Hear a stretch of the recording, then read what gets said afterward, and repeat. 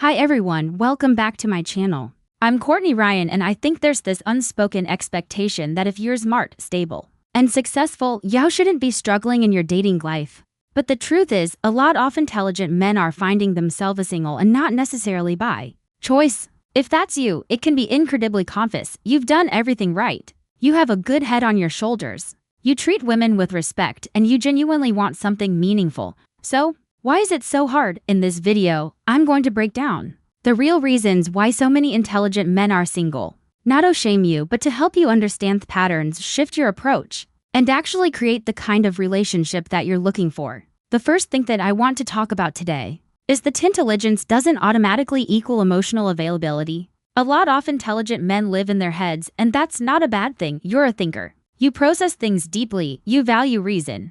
And you often seek to understand the why behind probably everything.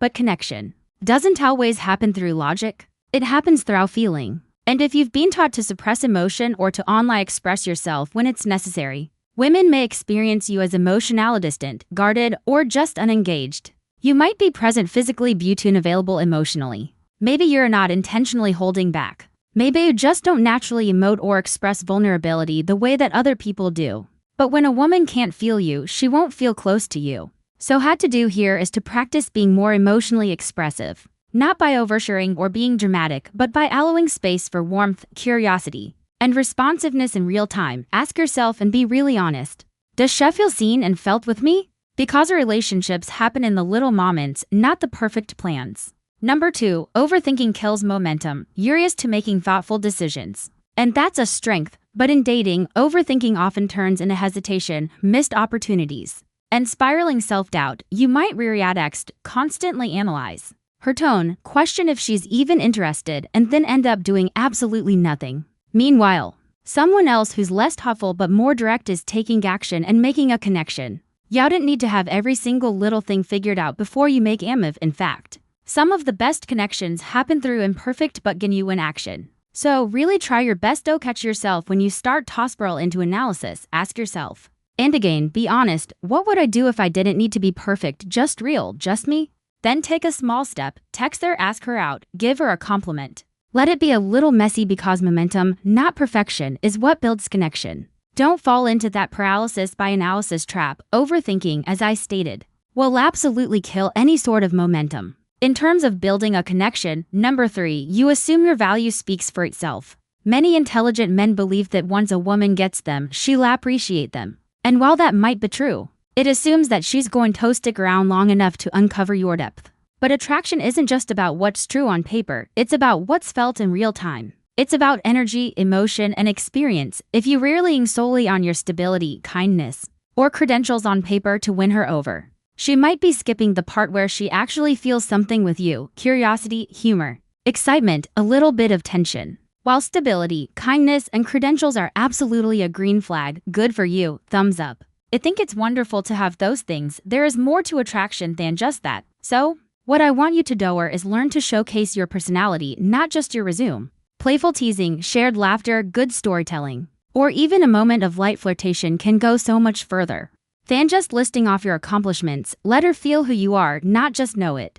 Focus on connecting instead of impressing, as I always like to say. Number 4, you struggle to relate to the current dating culture. Let's face it, modern dating can feel transactional, shallow, and really overwhelming. And if you're someone who values depth, it can be incredibly discouraging. You might feel compelled to tell out of place in the world of swiping, ghosting, and surface-level interactions. It has become so easy to assume that meaningful connection is a lost cause, especially if you are online a lot or chronically online. But giving up completely or withdrawing emotionally only reinforces the problem. Not all women want hookup culture, for example. Many women are looking for exactly what you are offering, but they're just as frustrated with the system as you are. So, what I want you to do here is shift your strategy. Focus on more intentional space, whether it be interest-based meetups, local classes, meaningful online communities, and when you do use the dating apps, be clear about what you're looking for. Use your depth as a filter, not a wall. The 5th reason is you might have high standards,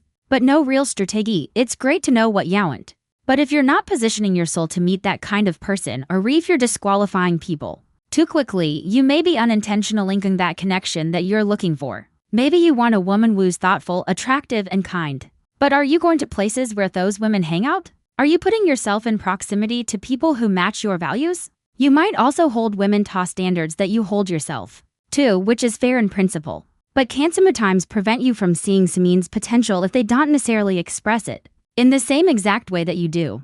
So what I want you to do here is align your strategy with your standards. Go where quality women actually are. I've made videos about it if you need a little bit of help there. Be open-minded, not unrealistic, and recognize that connection and compatibility are built. They don't always appear so instantly. Number 6, you're waiting to be chosen instead of choosing. This is a huge one. Many intelligent men are used to being selected based on merit. Maybe you got into top schools, you landed great jobs, you were chosen based on performance and capability. But dating is a different story. It doesn't always work like that. Women don't just discover great men, they feel desired by them, they feel pursued. And they're drawn to the energy of a man who knows what he wants and acts on it. If you're sitting back hoping to be noticed, you're likely missing out.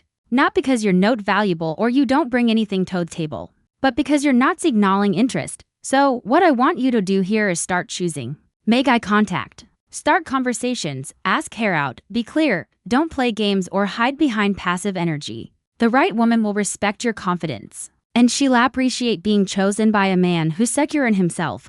So, if you're an intelligent man who's single, I want you to know this. You're not broken, you're not too deep, you're not too different. You're not failing because you're unworthy. But you might be over until equation something that's meant to be experienced, not solved. Are you staying in your head instead of being present?